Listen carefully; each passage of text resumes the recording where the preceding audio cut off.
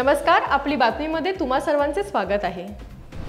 थोर विचारवंत आणि भाजप नेते एकात्मवादाचे प्रणेते पंडित दीनदयाल उपाध्याय यांना जयंती दिनी कोटी कोटी नमन। स्टार्टअप इंडिया अभियान भारताला एक जागतिक दर्जाचे स्टार्टअप इकोसिस्टम निर्माण करण्यात वेगाने पुढे नेत आहे, केंद्रीय गृह तथा सहकार मंत्री अमित भाई शाह यांनी सांगितले। 2014 में 500 से कम स्टार्टअप थे। केवल गिने चुने शहरों में स्टार्टअप उपलब्ध थे और स्टार्टअप का स्वप्न देखना केवल विदेशी शिक्षा प्राप्त करने वाले बच्चों के लिए ही संभव था, समृद्ध बैकग्राउंड वाले बच्चों के लिए ही संभव था और महिला नेतृत्व तो बिल्कुल शून्य था। और पिछड़ा वर्ग जो देश की 70% आबादी, टायर 2 सिटी जो देश के लिए बहुत बड़ी अपेक्षा जिनसे हैं, वो क्षेत्र में 0 स्टार्टअप थे। और आज 14 से 24 के 10 साल के अंदर मोदी जी ने 2016 में स्टार्टअप इंडिया की शुरुआत की और आज मैं दावे से कह सकता हूं, भारत विश्व में विश्वस्तरीय स्टार्टअप इकोसिस्टम बनाने में सबसे तेज गति से आगे निकलने वाला देश बन चुका है।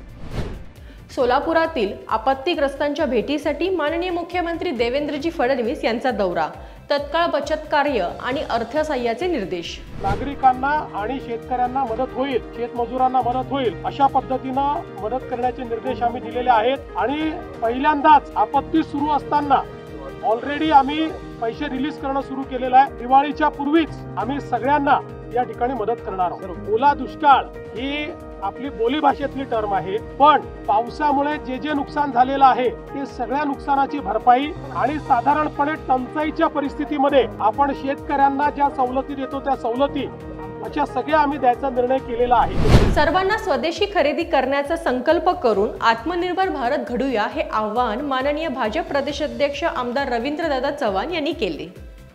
नमस्कार। पंतप्रधान नरेंद्र मोदीजी यांच्या नेतृत्वामध्ये संपूर्ण देश आत्मनिर्भरतेच्या दिशेने जायला सुरुवात झाली आहे। 25 सप्टेंबर पंडित दीनदयाळजींची जयंती ते अटल बिहारी वाजपेयी यांच्या जयंतीपर्यंत 25 डिसेंबरपर्यंत आपल्याला सर्वांना 3 महिने संपूर्ण देशभरामध्ये विविध कार्यक्रमांच्या माध्यमातून आपल्याला आत्मनिर्भर भारत या अभियानाला बळ देण्याचं काम करायचं आहे। भाजपाचे राष्ट्रीय अध्यक्ष तथा केंद्रीय मंत्री जे.पी. नड्डाजी यांनी आज नवी दिल्ली येथे स्वच्छता ही सेवा 2025 अंतर्गत श्रमदान केले। आरोग्य आणि कृषी क्षेत्रातील स्टार्टअप लाखो कुटुंबियांच्या जीवनात समृद्धी आणि नवचैतन्य घेऊन येणारे वरदान ठरत आहे। माननीय केंद्रीय गृह तथा सहकार मंत्री अमित भाई शाह यांचे वक्तव्य। 21,000 स्टार्टअप, हेल्थ केयर में 17,000 और मैं यही बात करता कि हमारी समस्याओं का समाधान भी स्टार्टअप ढूंढ रहे। भारत जैसे बड़े देश में जब हेल्थ सेक्टर में एक स्टार्टअप आता है तो करोड़ों करोड़ों गरीब दर्दियों के लिए ये आशीर्वाद का कारण। और सेवा और कृषि में भी मैं फिर से कहना चाहता हूं, कृषि और ग्रामीण विकास में भी 11,000 स्टार्टअप आए हैं। एजुकेशन में 11,000 स्टार्टअप आए हैं। और मित्रों, हमारे स्टार्टअप अब टायर 2 और टायर 3 सिटी में भी पहुंचे। 37% स्टार्टअप टायर 2 और टायर 3 सिटी में पहुंचे हैं। और आज 1 लाख स्टार्टअप में से 52%, जो 2016 में 37% था, आज 52% स्टार्टअप टायर 2 और टायर 3 में पहुंच चुके हैं। और भारत के 770 जिलों में भी एकदम फैलकर स्टार्टअप ने अपना काम बढ़ाया है। ये हमें भी बताता है कि स्टार्टअप इकोसिस्टम इस देश का मजबूत हो चुका है। सशक्त नागरिक, सक्षम महाराष्ट्र आणि विकसित भारताचा संकल्प पूर्ण करण्यासाठी महाराष्ट्रात महसूल विभागाअंतर्गत सुरू असलेले छत्रपती शिवाजी महाराज महाराजस्व अभियानाबाबत माननीय पंतप्रधान नरेंद्र मोदीजी यांनी पत्राद्वारे प्रशंसा केली। त्याबाबत माननीय महसूल मंत्री चंद्रशेखरजी बावनकुळे यांनी मोदीजींचे मानले आभार। पूरग्रस्तांच्या मदत आणि पुनर्वसनासाठी महाराष्ट्रातील सर्व भाजप खासदार आणि आमदारांनी आपले 1 महिन्याचे वेतन देण्याचा निर्णय एकमुखाने घेतला आहे। लवकरात लवकर परिस्थिती पूर्ववत करण्यासाठी महायुती सरकार प्रयत्नरत आहे। उद्धव ठाकरे यांनी 3 तासाच्या दौऱ्यात शेतकऱ्यांचे दुःख काय कळणार असा प्रश्न माननीय नवनाथजी बन यांनी पत्रकार परिषदेत केला। आपण काल बघितलं की स्वतः मुख्यमंत्री देवेंद्रजी फडणवीस हे बांधावर गेले, शेतीमध्ये उतरून गुडघ्या इतक्या पाण्यामध्ये, कमरे इतक्या पाण्यामध्ये जाऊन त्यांनी शेतीची पाहणी केली, शेतकऱ्यांना आधार दिला, शेतकऱ्यांशी संवाद साधण्याचं काम मुख्यमंत्री देवाभाऊंनी केलं। एवढंच नाही तर उद्धवजी ठाकरे यांच्या दौऱ्याकडे बघितल्यावर आपल्याला लक्षात येईल, उद्धवजी ठाकरे हे ब्रेकफास्ट मातोश्रीमध्ये करणार आहेत आणि 3 तासाचा दौरा करून पुन्हा लंच करण्यासाठी मातोश्रीला येणार आहे।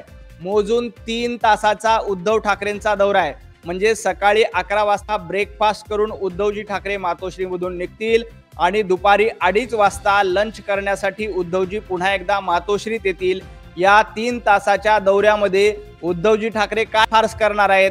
शेतकऱ्यांच्या बांधावर जाण्याचं नाटक उद्धव ठाकरे तुम्ही करतायत।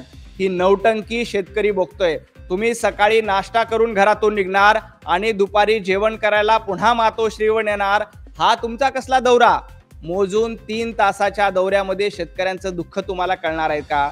तुम्ही कार्पेट टाकून दौरा करणार आहेत का?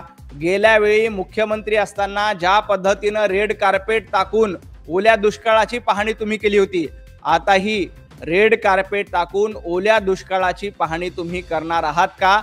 हा माझा त्यांना सवाल आहे। माथाडी कामगाराचे भाग्य विधाते, अखिल भारतीय मराठा महासंघाचे संस्थापक अध्यक्ष, मराठा समाजासाठी संघर्ष करणारे स्वर्गीय अण्णासाहेब पाटील यांना आपली बातमीच्या माध्यमातून जयंती दिनी कोटी कोटी प्रणाम। सुरा संपूर्ण कलश मृदुरा लुप्तमेवच्च ददना हस्त पद्माभ्या कुष्मांडा शुभदास्तु मे। जागर स्त्री शक्तीचा या मालिकेतील 4थे पुष्प माता कुष्मांडाच्या चरणी समर्पित। आता महाराष्ट्र भाजपा 1.5 कोटी सदस्यांचा पक्ष बनला आहे। तुम्हाला सुद्धा भाजपचा सदस्य व्हायचंय का? तर तुमच्या फोनवरून 8800002024 या क्रमांकावर मिस कॉल द्या आणि भाजपा परिवाराचे सदस्य व्हा। नंबर पुन्हा एकदा ऐकून घ्या, 8800002024 या नंबरवर मिस कॉल द्या आणि देशाच्या विकासात सहभागी व्हा। आजच्या बातम्यांमध्ये इथेच घेऊया विराम। उद्या पुन्हा भेटूया नव्या बातम्यांसह। पाहत रहा आपली बातमी, आपल्या पक्षाची बातमी। धन्यवाद।